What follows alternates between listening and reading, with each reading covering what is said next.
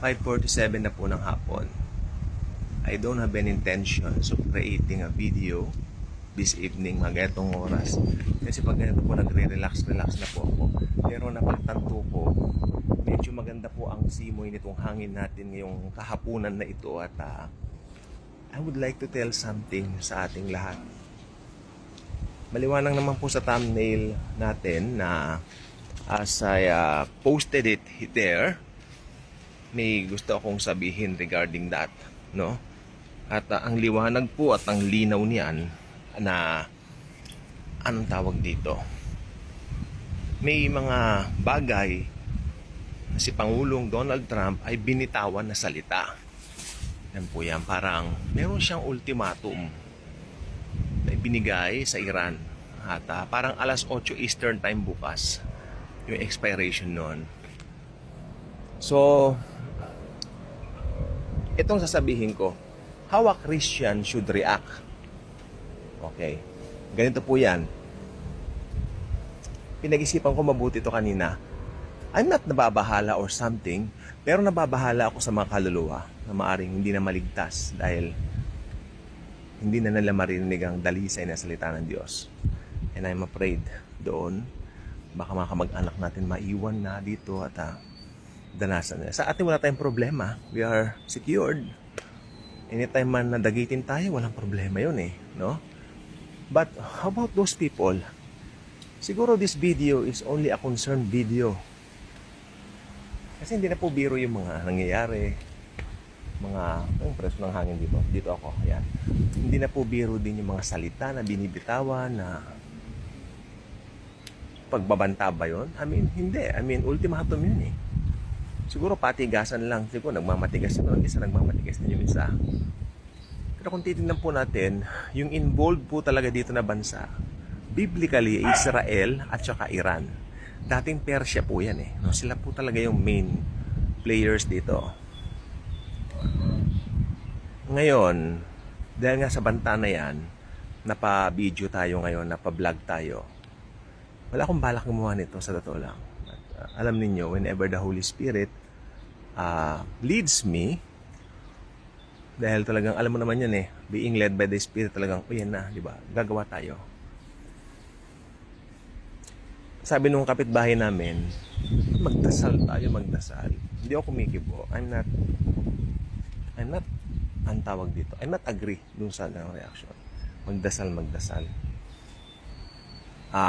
Sabi naman ng isa, ay, talaga namang nangyayari yan dati pero hindi naman nangyayari, natutupad kanya. Ginanyan ba naman ako? Marami na rin ganyan, mistula. Pero sabi ko, escalated po ngayon. Especially, nakasupport ito sa Ezekiel 38. Alam niyo yun, Gog at Magog, no? Matagal ko na pong pinag-aralan ng Gog at Magog. And aaminin ko yan pong Gog at Magog na yan. Hindi ko masyadong pinagtutuunan yan maski nasa eschatology na ako Mas tutok ako sa Book of Revelation, saka sa Daniel. Not until ito nga. Kaya sabi ko, the reaction should be as a believer is, pumayo tayo, maghanap tayo ng kaluluwa, mga luluwa tayo. Dahil, anytime daw, dadagitin na tayo ni Lord. Kasi bago dumating yung second coming, magra-rapture muna. Yan po nga sa Bible Maliwanag po yan. So, payag ka, ikaw mararapture ka. Paano makamag-anak mo? Knowing that they're not yet saved. Not knowing the Lord yet, at least for now. Malay mo, ikaw ang gamitin ni Lord, di ba? Walang malay mo kay Lord, sorry pala. No, ikaw ang gagamitin ni Lord, ikaw na nakikinig yan. Go on. Mag-share tayo ng ebanghelyo. Diba, siguro iba sa atin, medyo nakakaramdam ng parang nakakasawa naman, nag-share tayo, parang dinededma tayo. Ibahin natin ngayon kasi meron pong situation ngayon na medyo escalated, not just escalated, and parang nakakapagbigay din ng panic. Nakakapag-cause ng havoc and panic. So, who knows? Ngayon, dami nagtatanong sa akin, ito ba yung Gog at Magog? Tanungin ninyo ako, well, kasi sa Gog at Magog, may makakasama po ang Iran o yung Persia tinatawag. Alam naman natin yan Kasama dyan yung Didan, kasama dyan yung Tugorma, Gomer, Alam naman natin yung Russia, Turkey, ano pa. Alam nyo na yon.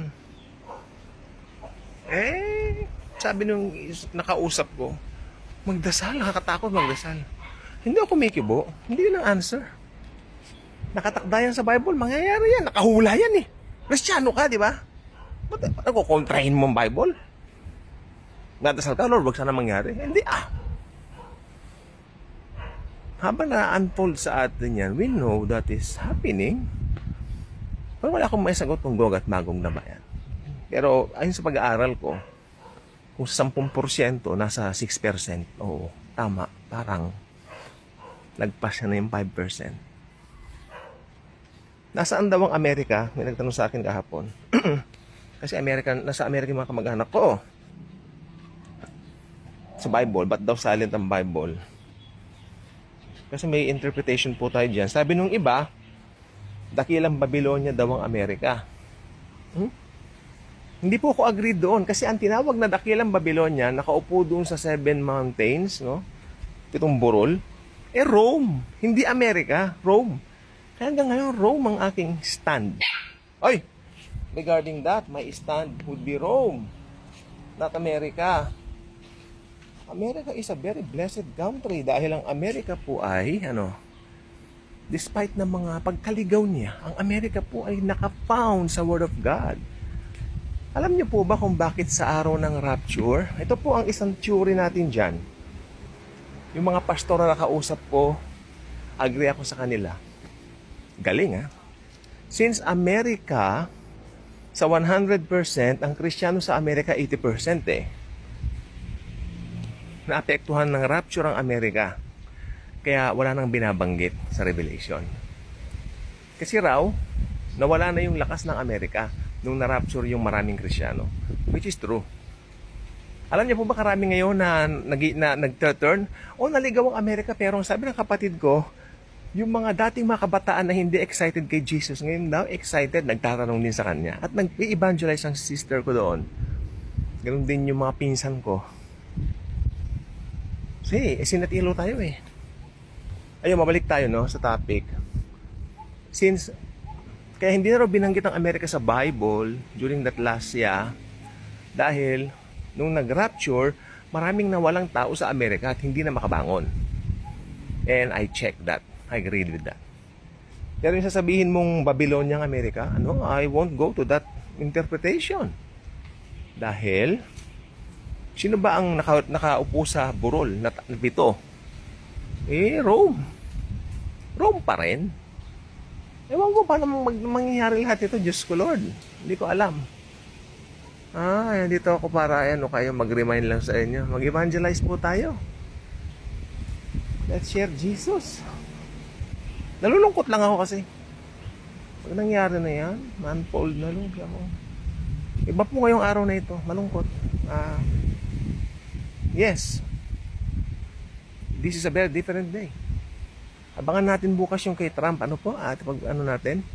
At si Donald Trump, kapatid natin sa Lord. At suportado natin siya sa prayers natin. Wala rin po akong kinakampihan kahit dyan. Mahal ko rin po yung mga Iranian. Mahal ko yung mga taga-Turkey. Kasi si Jesus pumunta rito gamit ng pag-ibig. Ayoko ng gulo, ayoko ng away, pero wala naman tayong magagawa. Kung nakalagay naman po sa Biblia, mag-aaway-away sila, di ba? Maging sandata na lang tayo ng grace ni Lord by sharing His good news sa ibang mga tao. Medyo napansin yung tono ko ngayon, medyo iba. Tignan natin bukas po, abangan po natin. This is something to watch. This is not something na parang mga nakaraang vlogs natin. Ito na po, nakatutupad na po yung mga pahina ng Bible sa atin. Especially sa Ezekiel. Ang stand ko doon, 6% ako doon. Kung sa 10%, 6% ako doon sa Gog and Magog. Try ako magbigay ng Basta, sa lahat ng ito, nasa kamay ni Jesus. At nasa kamay ni Kristo ang lahat. If you know that, confident enough, Jesus is with us. Mahal niya tayo, hindi niya tayo pababayaan at dadagitin niya tayo. Totoo po ang rapture. At malay mo, mamayang gabi na. Papalapit na ang Panginoon. Thank you, Lord. For the very first time, we will meet Him now. Soon. God bless. Thank you.